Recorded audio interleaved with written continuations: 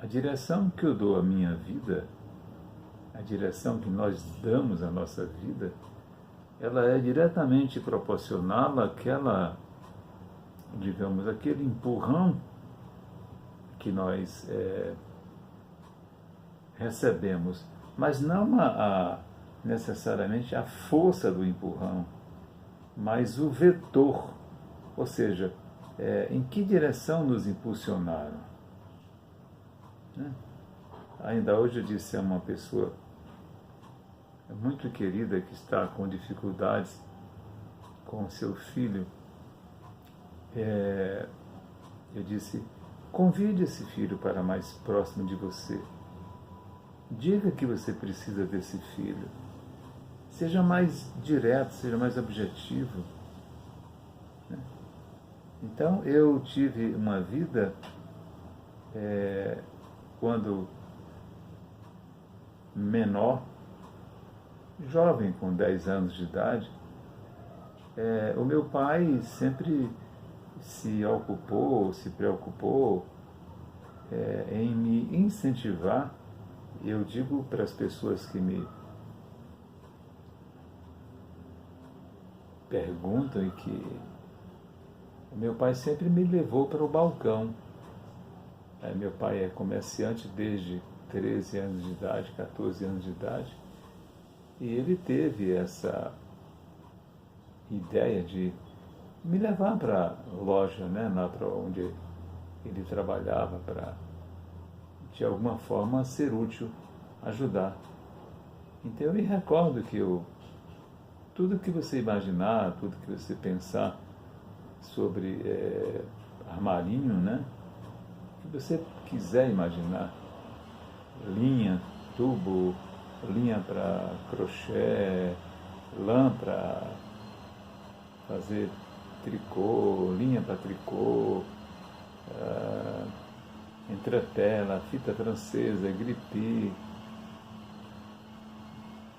são tantas coisas. Então, eu sempre fui movido de alguma maneira a ser útil. Quando meu irmão nasceu, quando eu tinha 10 anos de idade, eu cuidava desse irmão como uma mãe. Eu dava banho, eu dava comida na boca, eu botava para dormir. Era uma conexão tão grande que eu chegava a ir para o ginásio para fazer a educação física na época. Era uma disciplina obrigatória, com chamado em caderneta. E eu levava meu irmão, com 1 ano de idade, comigo, empurrando o carrinho, ele no carrinho. Chegava lá na quadra, né? Eu colocava o carrinho travado para não ocorrer nenhum acidente, porque ele ficava se movimentando no carrinho.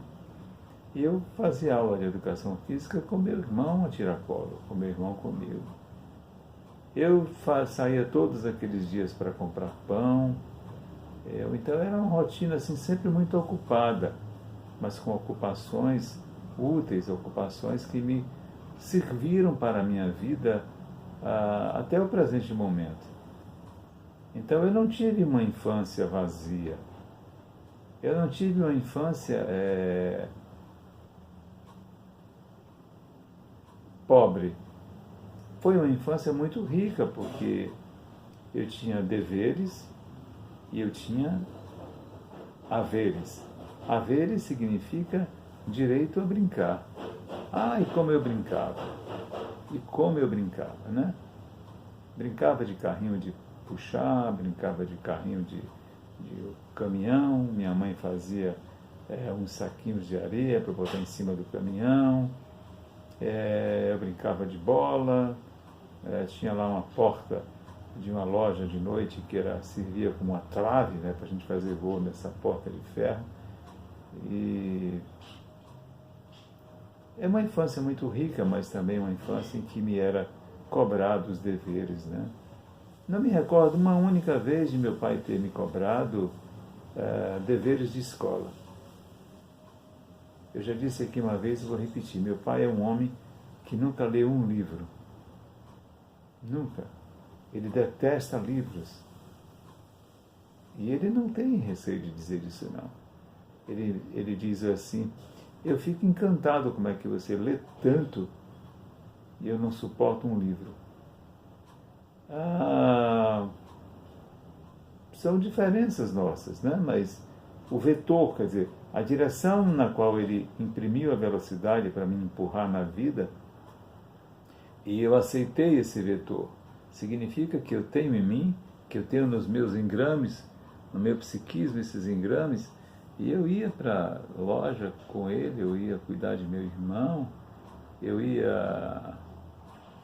Ou seja, tudo aquilo que me era solicitado, tudo aquilo que me era empurrado, eu fazia de muito bom grado, né?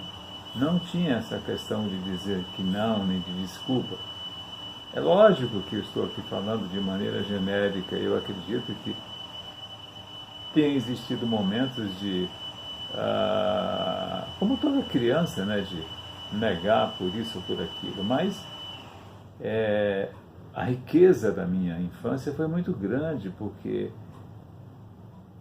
duas coisas ocorreram.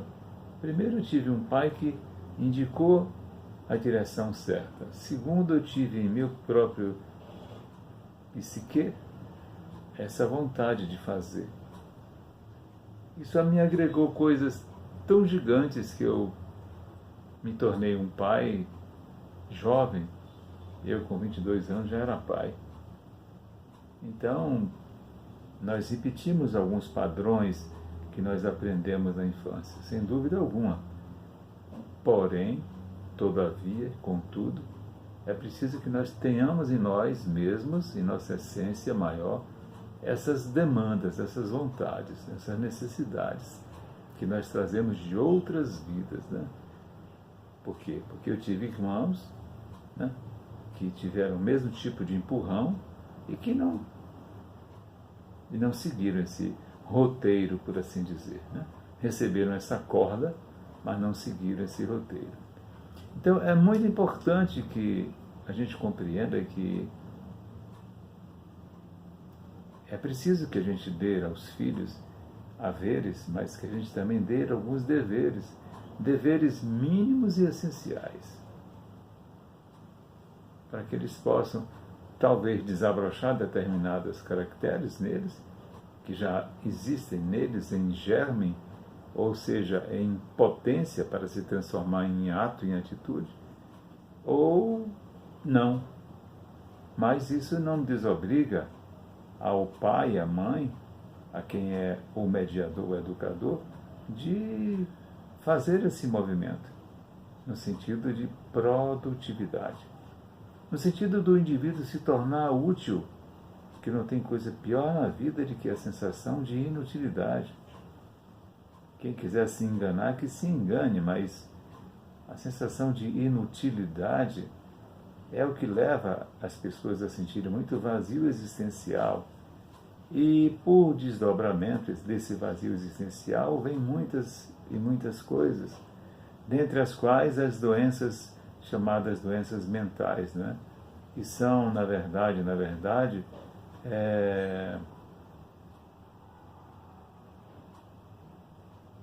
processos de caráter depressivo, processos de autoestima muito baixa, processos de ansiedade, processos de angústia e tantos outros transtornos. Então, uma pessoa que tem esse direcionamento para coisas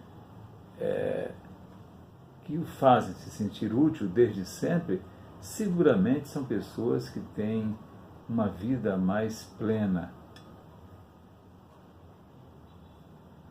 Olha aí o segredo, né? Uma vida mais plena significa uma vida mais rica, uma vida mais harmoniosa, uma vida mais amorosa consigo mesmo.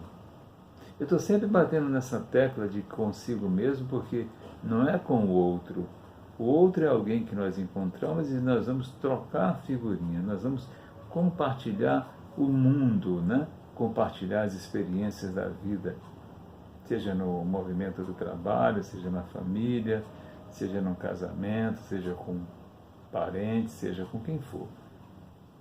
Mas é determinante, creio, desde a nossa infância, de acordo com esse vetor, essa indicação que nós recebemos. Então, por isso que muitas pessoas na terceira idade, pessoas idosas, né, sentem um vazio existencial imenso. Qual é o medicamento? Qual é o melhor lenitivo para sentimento de vazio? Trabalho. Se sentir útil. Se você não fez esse movimento na sua infância, você pode fazer agora. De qualquer maneira. Se aliar a qualquer tipo de atividade que você se sinta próprio.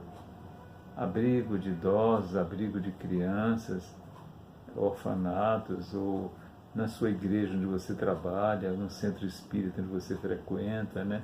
Sentir-se útil e ser útil, porque não existe coisa pior na vida do que a sensação de inutilidade. Afinal de contas, você veio para a vida para quê?